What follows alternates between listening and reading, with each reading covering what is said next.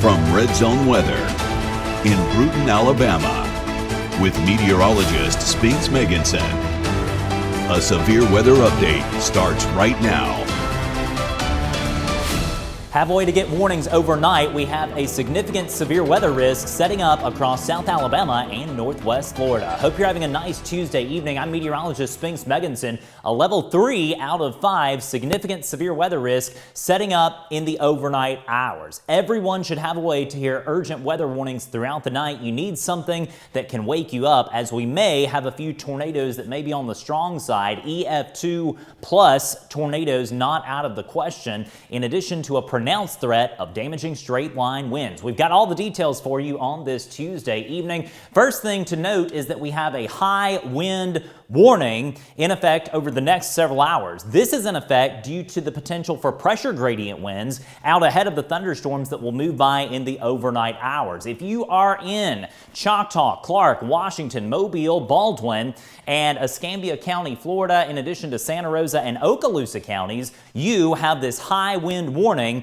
in effect. That means that we may see wind gusts in excess of 40 miles per hour in these counties over the next several hours. Monroe, Conecuh, Escambia, Alabama, Covington, and Butler counties have a wind advisory, meaning 25 to 35 mile per hour winds possible out ahead of the main batch of thunderstorms slated to move through after midnight. Here's how the radar stands as of now. We have a tornado watch that's been issued for much of eastern Louisiana, including the New Orleans metro. Several tornado warnings over the last several hours across parts of East Texas and Louisiana. And there's that new tornado watch in effect for New Orleans, Baton Rouge, back over to Lake Charles there in the southern half of Louisiana. We do expect more in the way of tornado watches to be issued across parts of southeast Mississippi and ultimately across our local area in South Alabama and Northwest Florida as we get into the hours after midnight. And so this is going to be a high ceiling, low floor event. What in the world does that mean? It means that the potential for a high impact weather event is there. There could be a few significant tornadoes,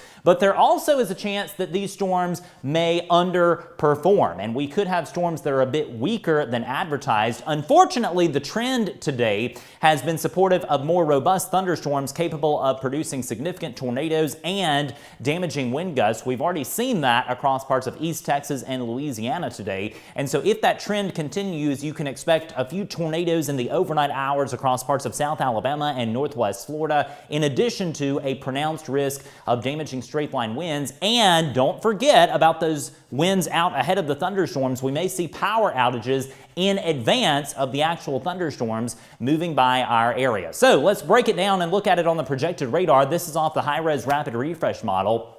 By 11 o'clock tonight, could have severe thunderstorms in progress across parts of southeast Mississippi, extending into the far eastern part of Louisiana near New Orleans. Locally, a few showers possible out ahead of the main batch of thunderstorms. This is what concerns me. You see this batch of potentially supercellular thunderstorms out ahead of the main line here. Some of those storms may produce tornadoes that may be particularly strong. EF2 plus tornadoes. The whole batch of storms going to move across our region by the time we get to 4 and 5 in the morning. And the good news is this whole mess will be out of here by the time we get to 6, 7, and 8 o'clock. And so I do expect most of the daytime hours of Wednesday to be dry. Rain will be to our east at that point, but overnight, midnight to 6 a.m. is going to be that core 6-hour window when these thunderstorms will be moving across our local area. So it's a level 3 out of 5 severe weather risk night, and that includes parts of Washington, Clark, Monroe, Conecuh, Escambia, Alabama,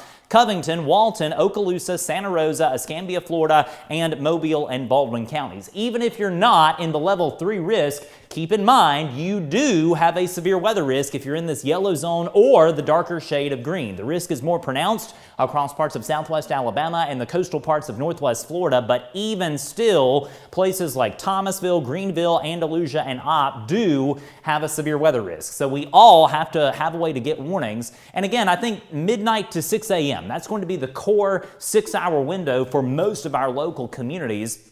And we are concerned about the conditional threat of a few strong tornadoes. And that's why the Storm Prediction Center has included this 10% probability zone for tornadoes in the overnight hours. That means that the overall risk of tornadoes is 10 times higher than a given day, and that's pretty substantial. And keep in mind, again, a significant tornado risk is in place across much of our local area. That means that we could have a few tornadoes that last for longer than, say, 15 minutes, and they may be on the ground for quite some time. So we're talking EF2 tornadoes being possible and a serious risk of damaging straight line winds. And you know that tornadoes, damaging straight line winds, it doesn't really matter if damage affects you or your home.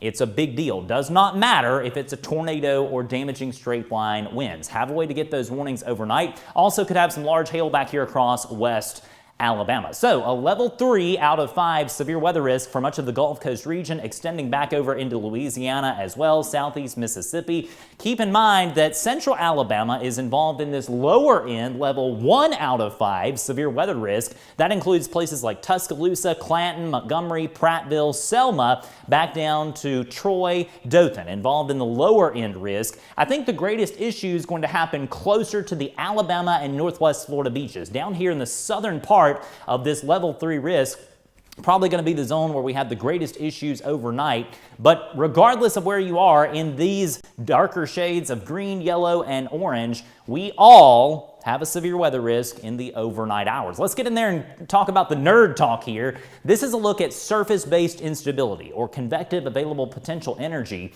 And this is the big question mark with this system. You've got to have at least basically 200 to 300 joules per kilogram of instability at the surface to be able to support severe thunderstorms. And there is a question mark as to just how far this warm, moist air can advect farther inland. The trends today have not been good. In other words, we're seeing a trend that supports more of the Gulf moisture streaming in at 1, 2, 3 o'clock in the morning, and that may potentially support a few longer track tornadoes in the overnight hours. In addition, the National Weather Service is particularly concerned about the shear and amount of wind associated with the low-level jet. In other words, these winds are screaming 96 miles per hour. You're seeing the probe being put out there.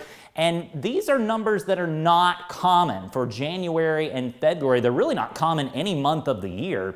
But this is a classic high shear, low cape event, which is pretty typical for the winter months. But to see values in excess of 80 miles per hour, 5,000 feet above the ground, that's fairly rare. And that's why we're particularly concerned about damaging straight line winds and tornadoes in the overnight hours. How much rain are we talking over the next 24 hours? Probably about an inch of rain in most spots across our local area. Here's the local view. Maybe closer to an inch and a half of rain in parts of Clark and Washington counties. Same thing across parts of Northwest Florida. Upwards of 2 inches of rain for places like Seaside, back down to Panama City, over to Mariana there in the Florida Panhandle. By the way, here's a look at your next 7 days. After we get through the storms on Wednesday, nicer weather for Thursday, Friday, and Saturday. Now, it will be cooler after the passage of the cold front. Highs going to be in the 50s, morning lows below freezing by the time we get to Friday morning. And then our next rain chance happens on Sunday into Monday. Could have a few storms by the middle part of the upcoming week. So, it can't be stressed enough. Have a way to get urgent weather warnings in the overnight hours. A level 3 out of 5 enhanced severe weather risk means